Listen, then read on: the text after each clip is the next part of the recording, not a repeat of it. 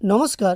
যুবসাথী প্রকল্প নিয়ে আজকের সভামঞ্চগুলি থেকে মুখ্যমন্ত্রী মমতা বন্দ্যোপাধ্যায় বড় ঘোষণা করলেন।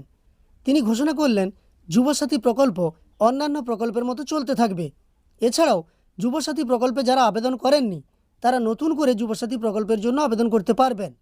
এরই সঙ্গে যুবসাথী প্রকল্পে যারা আবেদন করবেন এবং যুবসাথী প্রকল্পের মাধ্যমে আর্থিক সহায়তা পাবেন তাদের চাকরিরও ব্যবস্থা বা কর্মসংস্থানের ব্যবস্থাও করবে সরকার। তবে কবে থেকে নতুন আবেদন শুরু হবে, যারা এখনও পর্যন্ত টাকা পাননি তাদের কি হবে, এই প্রসঙ্গে আলোচনা করার আগে আপনাদের প্রথমেই শোনাবো মুখ্যমন্ত্রী মমতা বন্দ্যোপাধ্যায় আজকের দুটি সভা থেকে এই প্রসঙ্গে কি ঘোষণা করেছেন। মুখ্যমন্ত্রীর বক্তব্য শোনার আগে আপনার কাছে ছোট্ট অনুরোধ করব, এই চ্যানেলে নতুন এসে থাকলে চ্যানেলটিকে সাবস্ক্রাইব করে পাশে থাকা নোটিফিকেশন বেল আইকনটা অল করে রাখবেন, আর ফেসবুক থেকে দেখে থাকলে অবশ্যই পেজটিকে ফলো করে রাখবেন।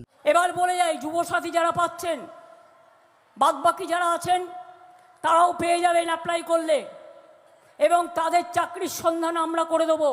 2, যুবসাথী চলবে, এবং যারা যুবসাথী পাচ্ছেন আরও দরখাস্ত করলে পাবেন, এবং তাদের কর্মসংস্থান আমরা করে দেব। আপনারা সরাসরি শুনতে পেলেন মুখ্যমন্ত্রী আজকের সভাগুলি থেকে যুবসাথী প্রসঙ্গে কি ঘোষণা করেছেন। প্রথমত তিনি জানিয়েছেন যুবসাথী প্রকল্প চলতে থাকবে, অর্থাৎ অন্যান্য প্রকল্পের মতো এই যুবসাথী প্রকল্পের মাধ্যমে আর্থিক সহায়তা যেভাবে উপভোক্তারা পেয়ে থাকেন সেইভাবে পেতে থাকবেন। এটা গেল প্রথম ঘোষণা। দ্বিতীয় ঘোষণা, এই যুবসাথী প্রকল্পের জন্য আপনারা নতুন করে আবেদনও করতে পারবেন। নতুন করে আবেদন করতে গেলে আপনাদের কিভাবে আবেদন করতে হবে এবং কবে থেকে আবেদন করতে পারবেন সেই প্রসঙ্গে জানিয়ে রাখি।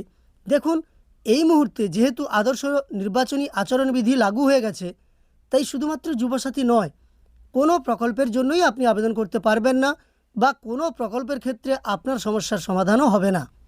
যেহেতু আপনারা জানেন 23শে এপ্রিল প্রথম দফার ভোট এবং 29শে এপ্রিল দ্বিতীয় দফার ভোট, তাই এই নির্বাচন প্রক্রিয়া চলাকালীন যে কোনো প্রকল্পের সমস্যার সমাধান থেকে শুরু করে নতুনভাবে আবেদন করা পর্যন্ত কোনো কাজই আপনি করতে পারবেন না।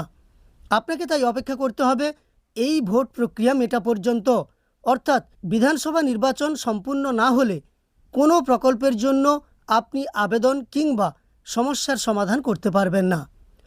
তাই আপনারা যারা যুবসাথী প্রকল্পের জন্য আবেদন করেননি, যারা ভাবছিলেন আর যুবসাথী প্রকল্পের জন্য আবেদন করা যাবে কিনা, তাদের জন্য মুখ্যমন্ত্রীর এই ঘোষণা, নতুনভাবে যুবসাথী প্রকল্পের জন্য আবেদন করা যাবে। তাই আপনাদের অপেক্ষা করতে হবে নির্বাচন প্রক্রিয়া সম্পন্ন হওয়া পর্যন্ত। হয়তো নির্বাচনের পর দুয়ারে সরকারের মতো এই ধরনের ক্যাম্প করে যুবসাথী প্রকল্পে আবেদন করার সুযোগ দেওয়া হবে, যেভাবে লক্ষ্মীর ভাণ্ডার ইত্যাদি প্রকল্পের জন্য আবেদনের সুযোগ দেওয়া হয়। এবার বলে রাখি, নির্বাচন প্রক্রিয়া সম্পন্ন হলে সরকার তৈরি হবে, তারপরেই কিন্তু সমস্ত প্রকল্প সম্পর্কে পরিষেবা আপনি পেতে শুরু করবেন। সেখানে সরকার নির্বাচন যতক্ষণ না পর্যন্ত বা সরকার গঠন যতক্ষণ না পর্যন্ত হয় ততক্ষণ পর্যন্ত আপনারা কোন প্রকল্পের পরিষেবা পাবেন কি পাবেন না সেই প্রসঙ্গে কিছু বলা যাচ্ছে না। দ্বিতীয়ত, মুখ্যমন্ত্রী জানালেন যে যুবসাথী প্রকল্পে আপনাদের কর্মসংস্থানের ব্যবস্থা করা হবে, অর্থাৎ তার সরকার যদি থাকে এবং যুবসাথী প্রকল্প যদি চলতে থাকে, তাহলে যুবসাথী প্রকল্পে যারা আর্থিক সহায়তা পাবেন তাদের সরকার চেষ্টা করবে তাদের বয়স সীমার মধ্যেই কর্মসংস্থান পাইয়ে দিতে। যাই হোক, নির্বাচন প্রক্রিয়া মিটুক, তারপর এই সমস্ত তথ্য সম্পর্কে আমরা আরও বিস্তারিত জানতে পারব। এবার বলে রাখি, যুবসাথী প্রকল্পে নানান অভিযোগ আছে। তার কারণ, যুবসাথী প্রকল্পে নতুন করে কেউ সেভাবে টাকা পাচ্ছেন না। 2-1 জন পাচ্ছেন ঠিকই, তবে সেই সংখ্যাটা যথেষ্ট কম। আর যারা প্রথম থেকে টাকা পেয়েছেন, প্রথমে এনইএফটির মাধ্যমে পেয়েছেন, এই মাস থেকে আবার ডিবিটির মাধ্যমে পেয়েছেন, তারপরেও নতুনদের টাকা পাওয়ার কথা ছিল এবং প্রত্যেকটা সভা থেকে মুখ্যমন্ত্রী ঘোষণা করেছিলেন যাদের বাকি আছে, প্রসেসিং চলছে, তারাও পেয়ে যাবে। কিন্তু দেখা গেল সবাই এখনও পর্যন্ত যুবসাথী প্রকল্পের টাকা পাননি। বিশেষ করে যারা যোগ্য তারা অনেকেই বাকি আছেন যারা যুবসাথী প্রকল্পের টাকা পায়নি। তাই সরকারের উচিত অবশ্যই এই সমস্যার সমাধান করা।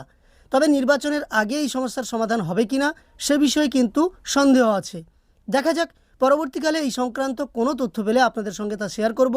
আপাতত যেটুকু তথ্য বা যেটুকু ঘোষণা মাননীয় মুখ্যমন্ত্রীর কাছ থেকে পেয়েছি, মুখ্যমন্ত্রীর সভা থেকে পেয়েছি, সেই সম্পর্কে আপনাদের জানিয়ে দিলাম। এই সম্পূর্ণ ভিডিওটি দেখার পরে আপনার মন্তব্য অবশ্যই কমেন্টে জানাবেন।